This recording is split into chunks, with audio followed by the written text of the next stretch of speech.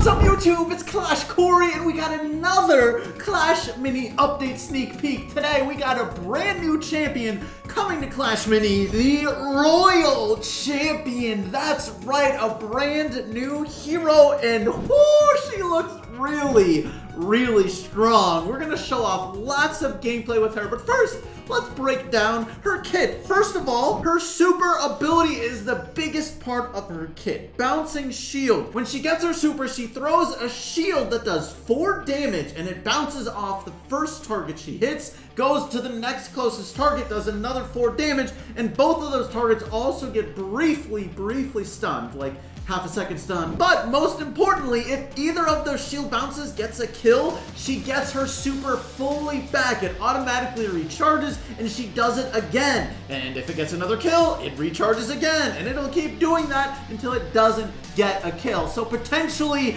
this could be easily the best super in the game, no question. Now, admittedly, that extra target on that super actually doesn't come until level 10. So all the way up until level 9, the super actually only targets 1 enemy as opposed to 2, which will make a really huge difference in the strength of this hero, because being able to get that second target will allow you to get that reset so much easier, because for example, most people have their tankiest units up front, so if you can get access to those backline units which have lower health, it's going to allow you easier time to get resets. Now her second ability is basically just a self boost. When she's the only person on your team left, she gets a huge attack speed and movement speed boost.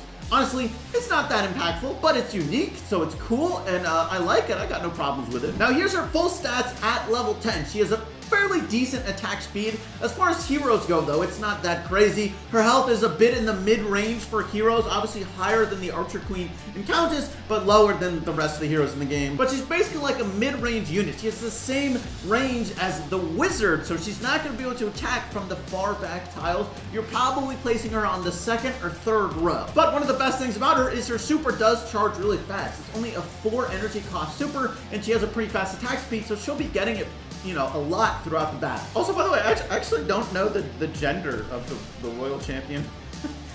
I thought it was a female, but I could easily be wrong. I'm not sure. Anyways, what we're gonna do is play the Royal Champion at level 2, level 5, and level 10. That way you can get a really good idea of how strong she or he is going to be at different stages. So you know, is she a hero you want to be investing in? And if you spend money, you know, is it a hero you want to spend money on to make stronger? And also, here's her full stats at every single level, so you can also get a good idea of that. Oh, and by the way, if you're wondering what counters the Royal Champion if you end up facing it, the first thing you're going to want to do is upgrade your units to give them more health. And with that in mind, you want to play units that have more health, right? So you're not allowing the Royal Champion to get that reset, which basically means melee troops have a lot of health. They're probably the best versus the Royal Champion because it's going to really make it hard for the Royal Champion to get that reset with the shields. But that also means you're avoiding a lot of the 2-cost units because they tend to be lower in health. Specifically, all of the ranged 2-cost units are not going to be very good versus the Royal Champion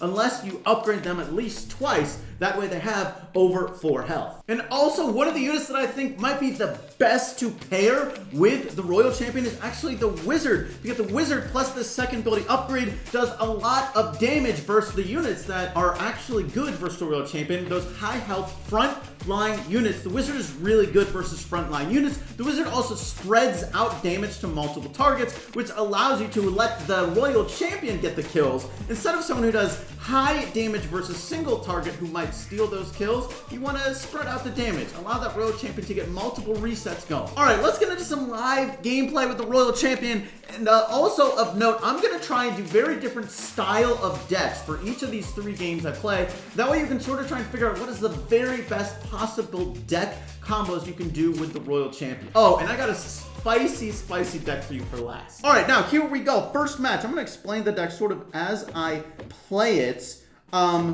You know what? I'm going to save my reroll for later in the match. Now, I actually think the Musketeer might work really well with the Royal Champion because, one, if you get the 3rd ability upgrade where the Musketeer targets 2 units, It can help keep the Royal Champion alive by not only pushing enemies back, away, but also targets multiple enemies and really doesn't do a lot of damage as well. So it can sort of allow the Royal Champion to get those kills.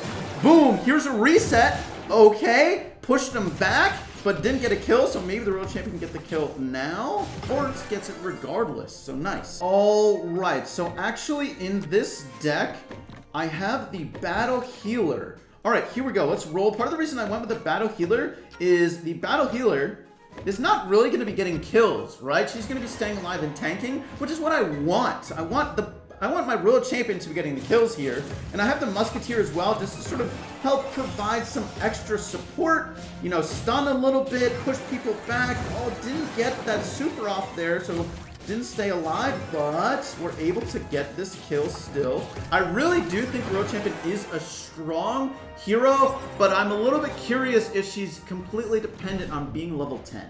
And honestly, she kind of might. She kind of might, but we'll have to see. All right, here we go. I feel like our deck is becoming more well-rounded now. We're able to place down another frontline unit in the Knight. So now our Battle Healer is able to get multiple targets going, but Spear Goblin hits here. Mini P.E.K.K.A.'s doing work, and our Battle Healer didn't cast. Uh-oh! This round is not looking good. Even our hero didn't cast this time. Alright, so we clearly got overpowered very quickly. Alright, so we went with an upgrade on our Battle Healer and our Wizard. This way, I feel like one thing that's actually pretty important with the Royal Champion is you definitely need some solid frontline. I mean, while kind of compared to the Archer Queen, right? The Archer Queen also doesn't have much health, so you need some, at least 2 solid frontline units, and you probably need to upgrade them. You could use the Skeleton Giant, which we'll use in one of our decks, but not this one. All right, take a look at this deck. I call it the Stun Slow deck. We got Giant Skeleton, Bowler, Ice Wizard, and even the Musketeer does stunning as well. And we got to keep the Wizard. And also I'm playing the Musketeer kind of more so because it's a new unit and it's fun. And the Wizard just works really well with this. All right, our Royal Champion is also now level 5, by the way. So we got that extra ability. So let's see how useful it really is. Is it going to be an impactful upgrade? And of course, a little bit more health, a little bit more attack speed. Let's see how it goes. All right, facing Archer Queen. So we got our tank, which is crucial for us in this deck. Let's place the Ice Wizard down. Okay, and of course, the Royal Champion gets a boost when the Royal Champion is the last person alive on your team. So I'm putting the Ice Wizard in front. Actually gets bopped. I didn't expect that, but the point was that hopefully the Ice Wizard died before my hero, or at least gets targeted first. Oh, look at this! A triple tap! Wait, she healed though? Either way, it's fine. But there we freaking go. All right, so let's place down the Bowler and the Musketeer here. Okay. I mean, the Musketeer is long range, but, you know, maybe there's a long range targeting troop on the enemy side. Look at this Bowler value. Oh, honestly, that alone wins you games here. But also, one thing that's good about the Bowler combined with the Royal Champion is it does, you know, 2 damage to multiple troops if you can hit that clash ability of the Bowler, which works really well with helping that Royal Champion get those resets because it can target the back line or the mid line as well. All right, here we go. A couple upgrades to some of our range units here, more slow. Musketeer upgrade, which I think is a crucial upgrade for the Musketeer. All right, this time our Bowler's not going to win it for us, but that's fine. We don't need that. Let's see if we have enough, though. Our tank is down. Bowler Watch 4 dies. Here's a reset. Boom, another.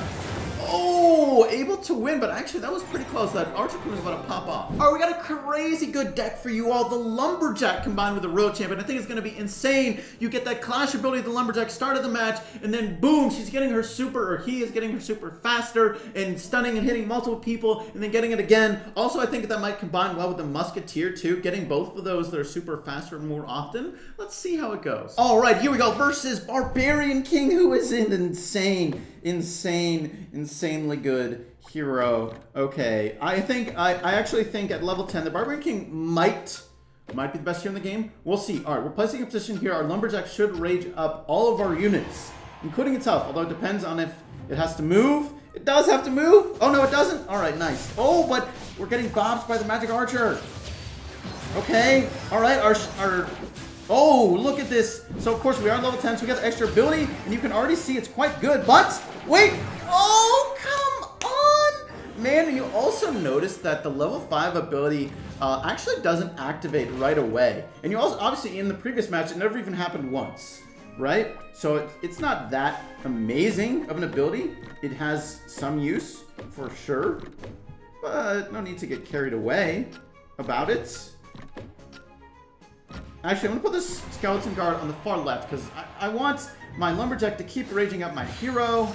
We miss our spear goblin bop.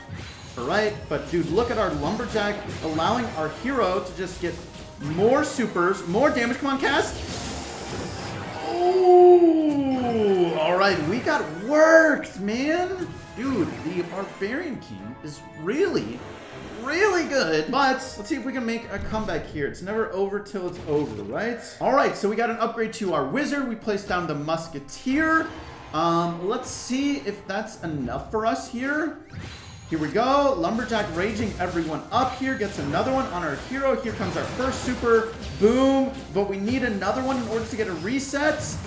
Oh, here we go. 1, 2. Didn't get a reset. The healing ranger stopped that from happening and he upgraded units, but we did win this one. So even though we didn't get a reset with our hero, we were still able to win, which is good. We don't need to rely on resets in order to win. I think that's crucial. But I am noticing we need more tanking. So I upgraded the skeleton guard a couple times here, and I also upgraded the musketeer.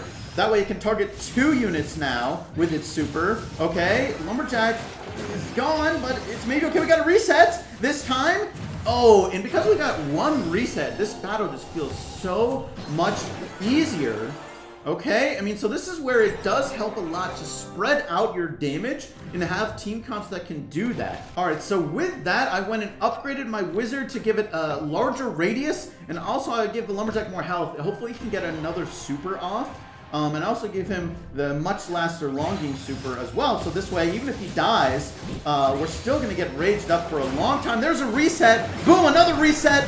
Boom! Oh, infinite resets, easy win. And it makes sense, actually, as the game goes on longer, it's easier for this hero to get resets because there's more units on the board. So it should get stronger as rounds go on. Hey, make sure you subscribe so you don't miss future sneak peeks for Clash Mini. Thanks so much for watching this video, though, and I'll catch you all later. Peace.